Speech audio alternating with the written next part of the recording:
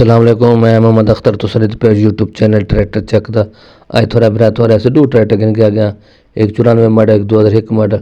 दोवें tractor थल दिन tractor चंगे पुराने मॉडल हैं तो कीमत ने सारी ना लोकेशन ने सारी ना सब कुछ। जल्दी चैनल को सब्सक्राइब करे सो, लाइक करे सो, शेयर फेसबुक पेज में फॉलो शलो कर दे सो। बाकी 94 मॉडल का व्यू करे सो। ट्रैक्टर भी चंगा, इंजन गेयर हिस्सा ओके थे। बाकी ट्रैक्टर अगले टायर बिल्कुल जीरो, पिछले टायर 11-12 ने, इंजन गियर चंगा 13.5 ट्रैक्टर ठोक के पास कराए।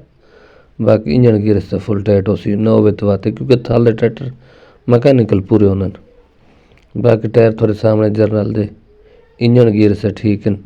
बाकी कंडीशन थोड़े सामने आ गई है तो ट्रैक्टर की मुकम्मल लुक की आ गई है। ये है कंडीशन। ट्रैक्टर की डिमांड कराएं तो डिमांड ट्रैक्टर की सारी नवा लोकेशन पता जिला बकर इलाका नवा झंडा वाला उत्थे खला है। बाकी डिमांड की गल कराएं तो डिमांड मालिक ये ट्रैक्टर की 16 करीन तकरीबन 15.5 हेर फेर पड़े सी। पक्का 94 मॉडल है। ट्रैक्टर किड़ा त्रुटपन को नहीं, साफ सुथरा ट्रैक्टर। यह है मुकम्मल लुक ट्रैक्टर दी, सोहनी लुक के सोहना ट्रैक्टर है। साफ सुथरी कंडीशन, सेल्फ स्टार्ट है, इंजन गेयर इसे ओके थे। ये ट्रैक्टर फॉर सेल है। इस तो बाद थोड़ा से ट्रैक्टर गिन के आ गया 2001 मॉडल। अगले टायर जीरो, पिछले टायर 11 ने, ट्रैक्टर 13 ने, नंबर लगाया, सेल्फ स्टार्ट, मैकेनिकल चंगा। ये ट्रैक्टर खला है। जिस बहन पास है वे रबता करे आ वने गिन वने।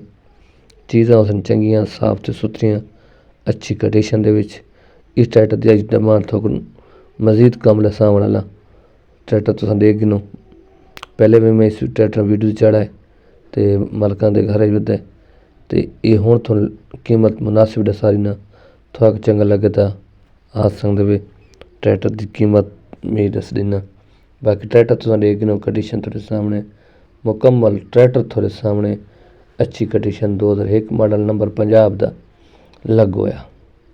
ये ट्रैक्टर फॉर सेल है।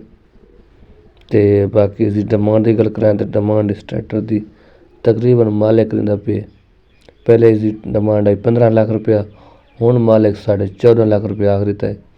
14.5 लाख। अगले टायर जीरो, मौके पर पे प्यार मुहब्बत वो भी होवे सी। बाकी ट्रैक्टर साफ सुथरा है, अच्छी कंडीशन दे विच है। लोकेशन जिला बखर है, इलाका नवा झंडा वाला है। उसके इर्द गिर्द ये ट्रैक्टर खलन। होर भी कई किस्म के चाहिए तो भाई ने रबता करके आ सकते। इस नंबर पर रबता करे सो आवे सो। अल्लाह हाफिज़।